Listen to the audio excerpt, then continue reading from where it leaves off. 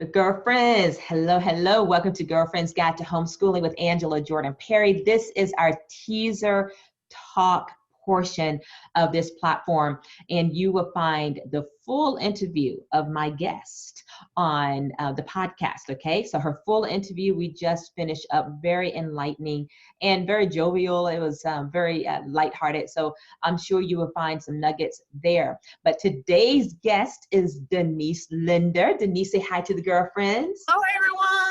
Yeah. So Denise and I have been connected for the last 2 years. She is a member of my homeschool association here in the state of South Carolina. And now this year, she is a guest blogger on my association website. So you can read more from her at uchunlimited.com, which is my blog post. But you can also go to her blog post, which is The Veg Homeschool Mama, DEVEG.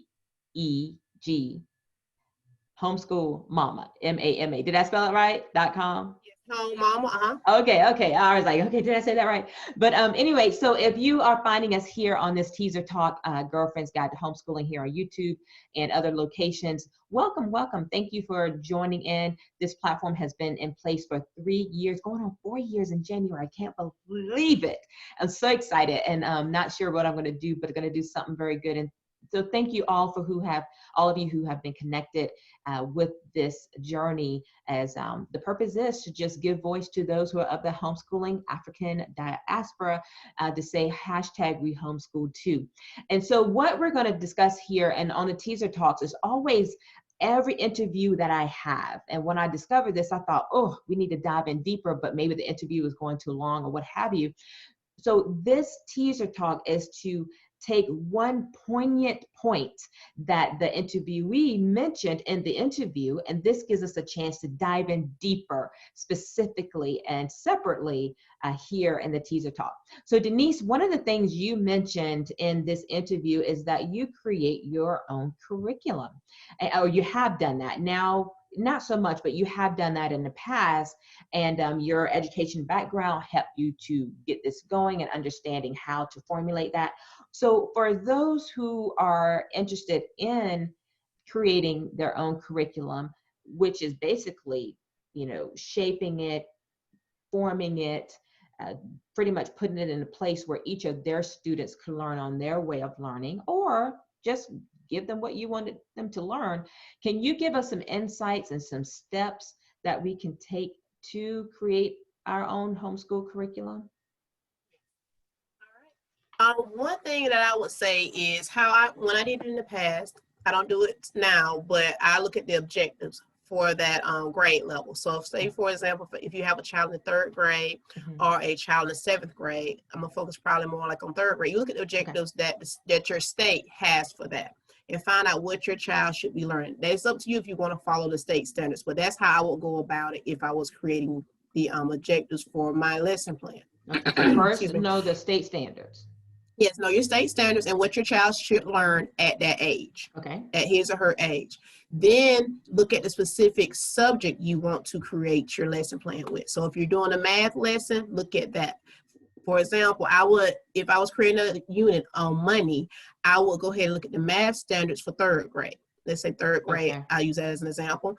And I would say, okay, what 3rd grade I want my child to learn, they require that he learns, A to Z, hypothetically speaking. And then I would say, well, with that said and done, we're going to do money. And with money, I would have him learn how to count coins and cents with that, for as in, not 3rd grade, but 5th grade, for as that, and how to add up his money, how to count money. And then I would take it knowing like he has to be able to count coins from all the way up to $1.50 or money all the way up to $50. Then I would take it from the book, and I would take him into a real life experience. So I will have him go out and actually identify the different amounts that each item costs that I am currently purchasing. If they're capable of it, I would have him calculate it mentally, do it mentally if he can, and tell me what the total would be, the subtotal before taxes. So that's kind of how he could apply the knowledge from book to real life experience. So that's how I will go about designing my curriculum for that. Okay. And that's just a lesson on money. Then the money could turn into being able to separate money, so they can sort it, sorting dollars into dollars, 20s into 20s, just separating the money based on the value of the money, separating it. So that's another way you can apply it into math skills. Another one, if you want to add art to it, they can go about it and have them draw different coins and tell what the value is. They don't have to put necessarily the president that's on there, but they can just draw the coins and put the value on there. So they learn the difference of the size. Like a dime is smaller than a nickel, and a quarter is bigger than a dime and a nickel. And those are some things that I'll do for as art.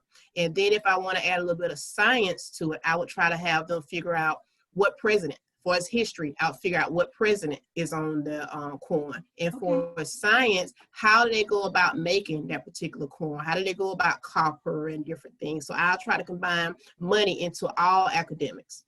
Okay, so you would do, what is that called? Where you, like a unit study? So your unit study. Yes, it'll be a unit study. Yeah, it'll be a unit study on money, but I'll incorporate every last, you just said, subject into it. Okay, yes. Okay. And so if you're not familiar with what a unit study is, that's where you just take one focused thing and then implement that into all the subjects. And maybe you're stay on that for a week, maybe you're stay on that for 2 weeks. It just depends on how deep you want to dive into it. You want to take a field trip. Now she's talking about money, for example, and you want to take a field trip to the Mint place in DC. I don't know if you can do that now with our current climate of COVID, but you really just focus in on all things of money. Maybe now you're going to get into investing money, stock. It could just keep blooming, blossoming and growing and mushrooming. And the focus was just money. Stock market, real estate, how to invest, bartering. What did that look like? Who first started bartering? That's your history. Where were they located? That's your geography, right? So that's correct. That's what I'm talking about. Yeah, yes. Yeah. And I like that approach of unit studies, and have done it, not so much. I haven't been so smart though. That's a great thing. I haven't been so smart to incorporate a type of unit study in with a math. But that's an excellent example. So you've done it with money. Have you created a unit study with any other focuses? Maybe give us some ideas. Another one I would say probably would be George Washington Carver, using it Black history, Black studies, focus on that. Do it like that and see, you can add, you're going to start off anyway with the history because you're going to research where he was born, what products, so you can add a little bit of science. What products did he make with using the peanuts and different things. And so they can research that. Then when they go to the store, they can say, okay, well, this particular soap is made out of this. And so they can just identify a variety of things made from, the product of peanuts and sweet potatoes and different things. Yes.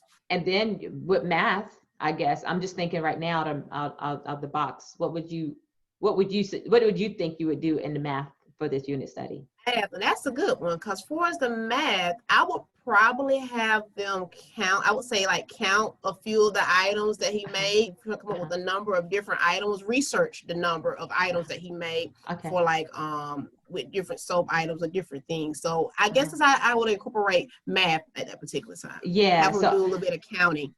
Depending on the age level. Depending on the age, yes. One thing I just thought about is that maybe you were going to create a recipe with his things, and now you're working on measurements. And that's another one that I didn't think of. You're working on measurements and half a cup, whole cup, all these things like that, as it relates to George Washington Carver, the resources that he used and that he created. And now you're going to create this recipe and cook. Maybe you're going to do a meal. Maybe you're going to include life lessons of going to the store and shopping for all these things So that is a great idea. And so the point of Denise answering this question or filling this in a little bit more, so you can see that creating your own curriculum is so, it really is easy. If you like that type of thing, if you feel overwhelmed or like me, I would be overwhelmed because I'm such a big thinker, and I would grab in, okay, now we got to do real estate. Now we got to do this. Now we got to do this. And I feel like I have so much, and I'm like, how do I sort all these things out? That's where I would need someone like, okay, this is what I want to do. These are all the things in my brain. Can you give it to someone else and say, can you create the curriculum for me, because I would totally get overwhelmed with so many things, because I'm just such a big vision planner. So, but Denise, thank you for breaking that down and making it simple. Now, you know, anyone, you just think of what it is you want to do and just see how that you can incorporate all the subjects into that. And of course, let it be age appropriate. So that was excellent. Thank you. Thank you, thank you, thank you. Thank you. All right, girlfriends. Well, thanks for joining in on this Teaser Talk episode with Denise Linder. She is out of South Carolina. You'll find all of her details and contact information, how to get involved in her business and how to support her effort. We're all about supporting one another and heralding what we are each doing. So look at her bio and get connected. All right. Take care. All right. Thanks, Denise. Peace. Thank you. All right. Until next Bye, time, everyone. girlfriends. Bye.